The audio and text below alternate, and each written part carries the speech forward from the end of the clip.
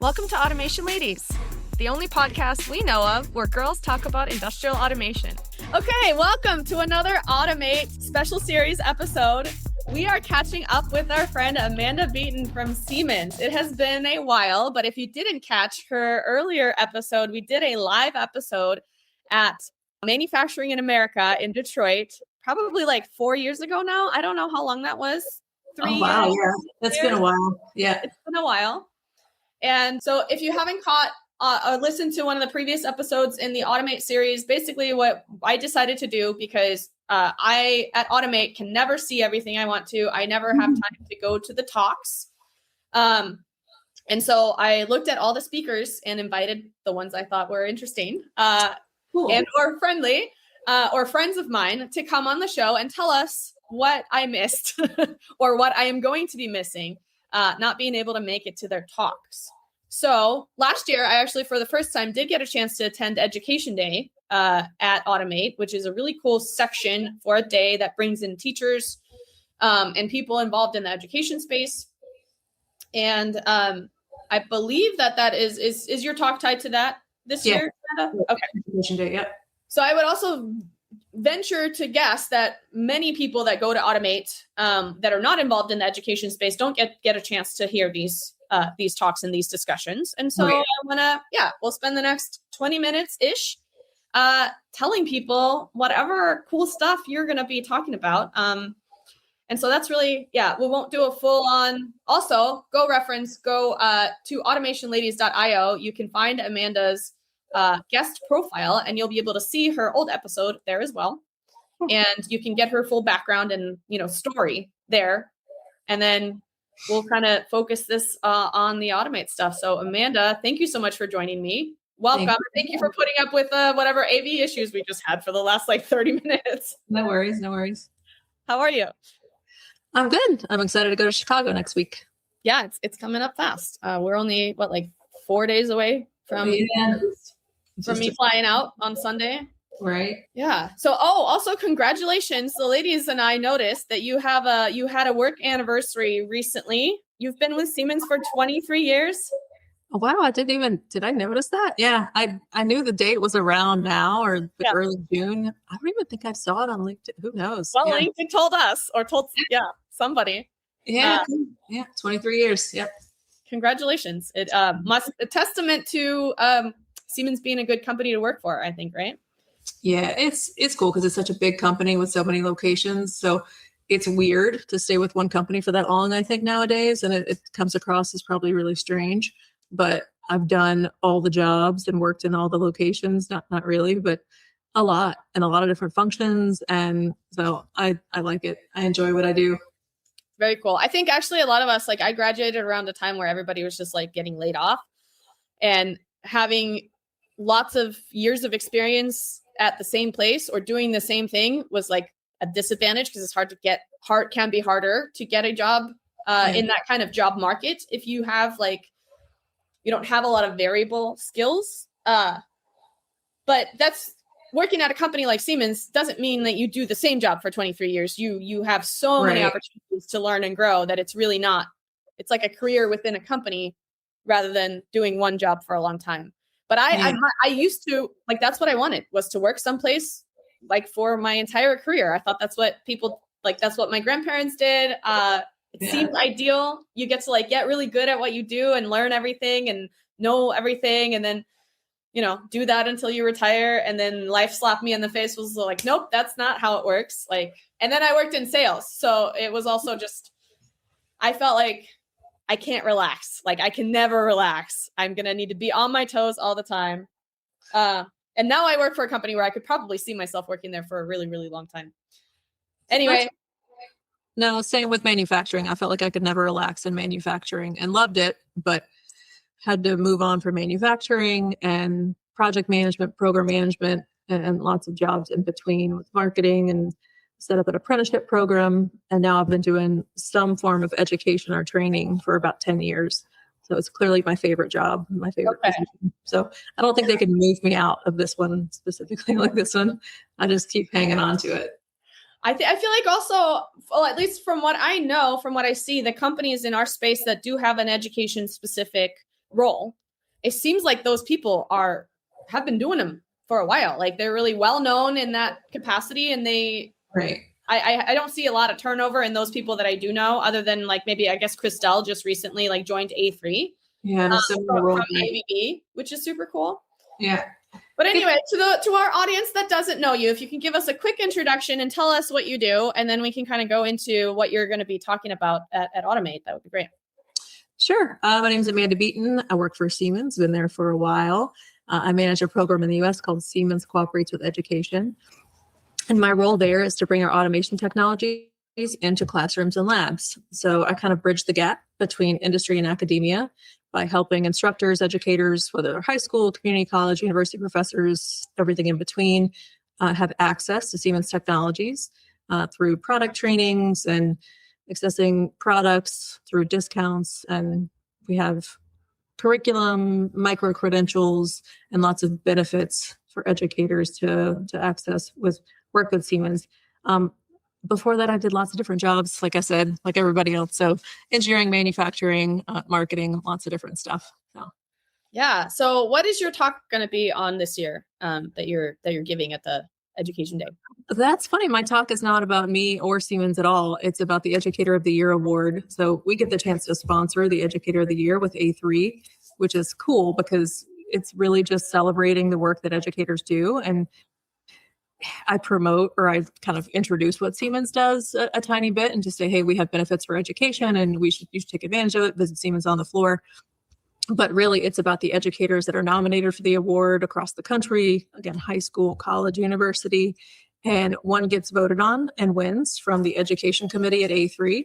And he's from Lake Superior State University in Michigan, and a part of Michigan that I didn't know existed, which is like north of the UP. It's like this far from Canada. And so it's a magical place. So his name is Jim Dever Prasad. I've been trying to get that right before next week. And he's wonderful. He's been in robotics education for over 40 years and set up the first robotics bachelor's degree at Lake State a long time ago. And because he's been teaching robotics and automation manufacturing for so long, like he was using like overhead slides and things to teach robotics and all the different manufacturing concepts, which is super cool, and like photocopying things. And there's really funny stories from the former students. But those former students learned starting 40, 35, 30 years ago. So they're successful in their own careers in robotics and automation and have gone on to mentor and teach other students as well. So it's just this cool cycle of all the things that Jim has done and the career that he's made with the connections he's made at the school, and then how those people have just scaled and multiplied the effect. So it's a really cool story. Oh, wow. That's amazing. Yeah. I guess came across the Educator of the Year award thing whenever Danny Murphy won it. Yeah. Maybe 3 years ago or something like that? Two. Jarrett Williams was last year and Danny was the year before. Yeah. So, and the reason I guess that it kind of caught my attention is because I followed Danny on social media, and he does a lot of like cool videos from his classroom. And Allie had hired a couple of people from his class to intern for her. And so that's kind of how I like found out about the award. And then, getting to attend last year was super cool. Yeah, Danny was a wonderful story because I don't know if you remember his story, but he started out as a homeless high school student and had a shop instructor kind of mentor him and get him into the trades, which started that effect of a career. And he just has wonderful stories to tell. And he's so passionate, as you can see on LinkedIn and all of his videos. So he's a good follow. I really enjoy Danny. And Jarrett's the same. Jarrett's wonderful. He wasn't homeless, so it's not as big of a tearjerker. So he didn't start from the bottom, but Jarrett has done amazing things. And I get Jimmy D, as they call him. He's a completely different story with his 40 years of experience. And it's just hilarious to get the little snippets from students and from his peers, because everybody reads their resume that A3 puts out and says, here's Jim's resume and robotics, blah, blah, blah. I secured funding and did this great stuff. But I get little quotes and snippets from all the students and former and current, and get to read those in front of, I hope, Jim won't watch this hopefully before next week, but I get to read those in front of the audience and, kind of make it more personal and connect with everybody, connect with Jim so well. So It's really fun. Yeah, we probably, unfortunately, won't be able to put this out until after Automate. So this is more of a, hey, you missed it, but here's what you missed kind of a series. We were going to try to do like more leading up, but life's just been a lot, schedules and everything. So cool.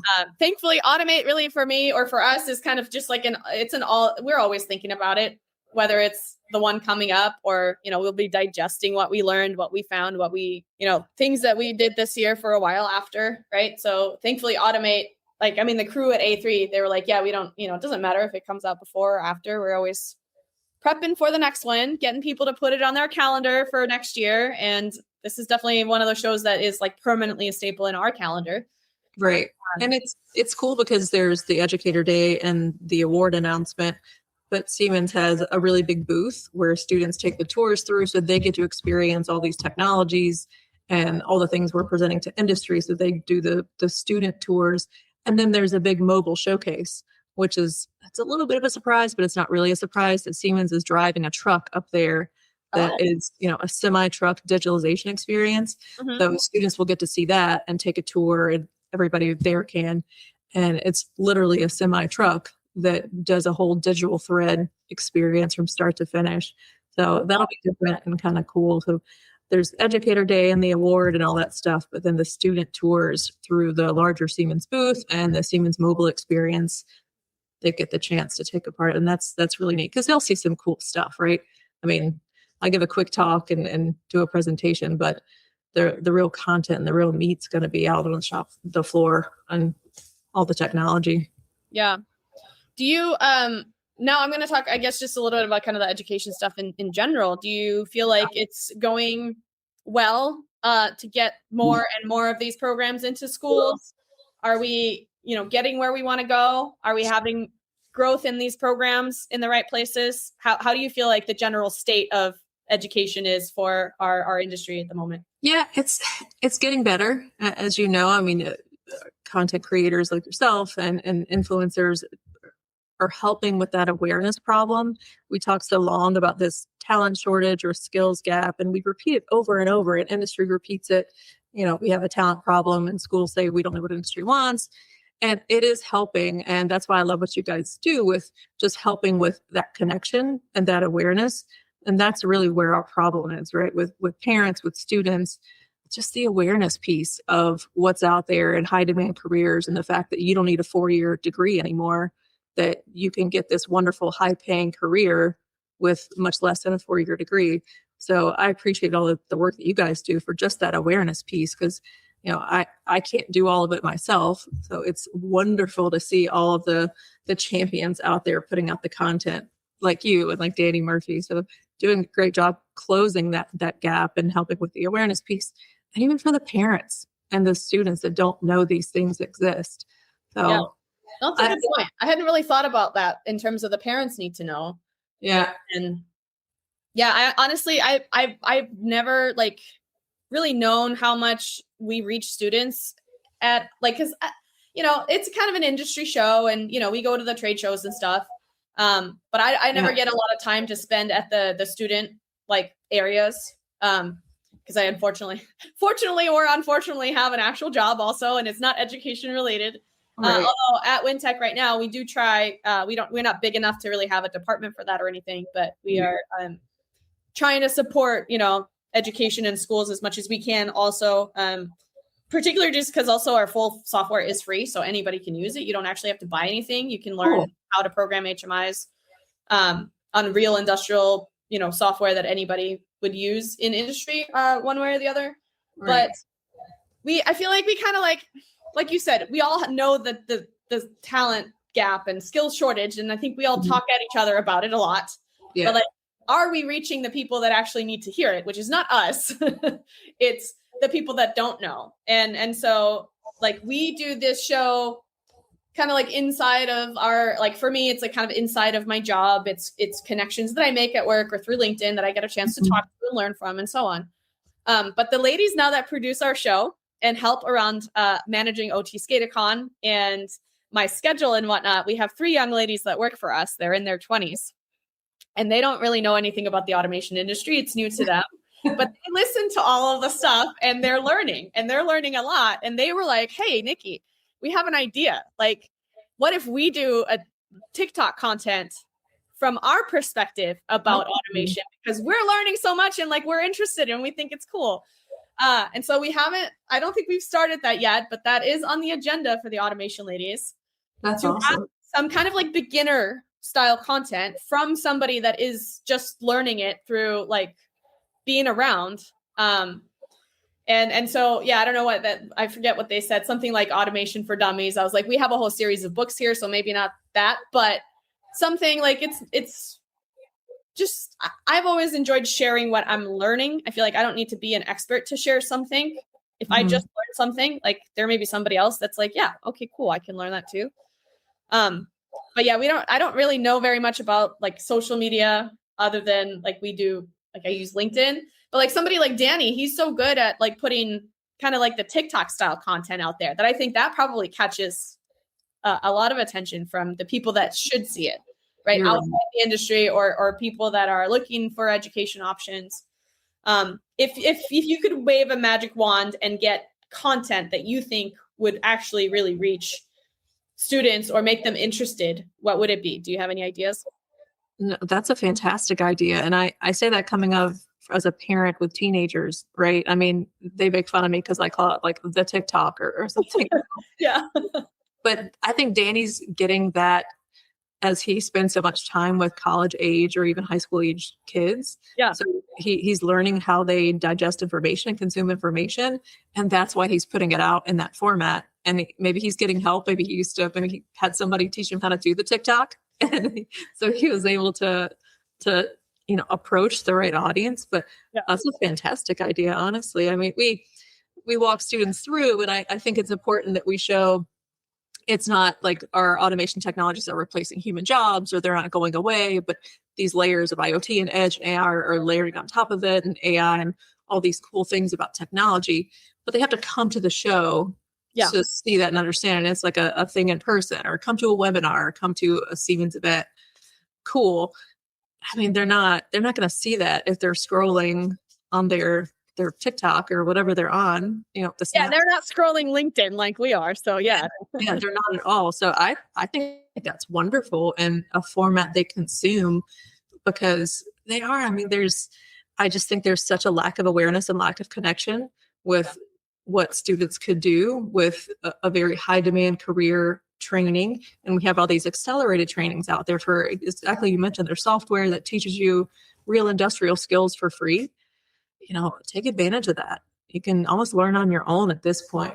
What are some of the, I guess, are there, you said micro credentials and things like that. Can you give us a little bit of a overview or any tips of like what sort of, what those programs are that you guys have? Yeah, we found it. A lot of schools were getting funding, whether it's National Science Foundation or, some sort of state funding, when students earned industry credentials. So we created, and it's funny because my German counterparts, it's all over Europe, but especially in Germany, they act like in the US, I'm this wild, wild west of credentials and certificates and certifications, because they're like, you just create things and then you push it out to the entire nation. And I'm like, well, yeah, they want credentials, they want badges, they want certificates to show that they understand industry stuff. So we have the ability to do that based on our content that's out there, create some credentials based on the content and make that accessible for students. So students and instructors can earn CEUs for their, licensing and all that stuff, or they're just required. And students can earn micro credentials, badges, certificates of completion that are recognized by Siemens and employers that are free. And they're just based on automation, basics, programming, advanced automation, diagnostics, different badges built in there. And it started out as a pull from education saying, hey, we can get $100 per kid per certificate if you put these out. And so we created them and put them out, made them available. Well, I feel like the big tech giants, like have been doing that sort of stuff for a long time, right? In the definitely, like software industry and stuff like that. Like you can get all these, machine learning, definitely micro credential and stuff like that. But like not something commonly I've seen in our industry. So even large education, right? Like Harvard or MIT, you can get like a Harvard certificate or badge or something like that. Those are free as well. So it's a trend. And there are talks of, are we hiring 4-year degreed engineers anymore? Or are we looking at a different pool of people with credentials and badges and these micro learnings that are out there who've done some self-learning and maybe even working hands-on more so than the theory-based education that we're used to in the 4-year environment. And it's, the kids who break stuff, and that's how they learn. And, maybe it's a different pool that we're starting to recruit from for our own engineering needs. That's actually really cool, because I think, it shows like you have to have some kind of self-initiative to choose to get these extra credentials or to use that path. I think the other thing is, like the technology is moving so fast that to wait for a 4-year university to change their program to be relevant, I think it's becoming harder and harder to It's completely obsolete. Yeah. I mean, every program is just, by the time you're entering and exiting, we know it's obsolete. I mean, they can know how to think or how to problem solve, and that's important and that's great. But the technology itself is completely out of date. Wow. Well, that's super cool. I feel like we maybe should do a deep dive on that on another occasion sometime. Like I now have tons of like things swirling around in my brain when it comes to that, but our time is about up. So thank you so much, Amanda. I really appreciate you coming on, giving us a look into, I guess, the Educator of the Year program. And people should pay attention to that every year. Even if you're not involved in the education, just follow the person that won the award, because they're clearly making a huge impact on their community, whether it's from a long history or just a cool way that they're doing things. And I think all of us, even if it's not, if education isn't part of your job, you can still do a little bit here and there to try to support the people that are, trying to get the word out there. And obviously our entire industry knows we need it. We need these people to come in. We need them to like what we do. We need them to be interested in learning it. So, Amanda, always a pleasure. Thank you so much. And I hope to catch you. I hope to run into you next week. Sure we will. Of course. Thank you for the opportunity. Absolutely. You have a great day. Bye. Bye. Thank you for listening to Automation Ladies. If you like our content and you want to stay in touch, please connect with us on LinkedIn, follow the show page, subscribe to our YouTube channel, and you can send us a message or a copy on our website, automationladies.io. We look forward to getting to know you. Our producer is Veronica Espinoza, and our music is composed by Samuel James.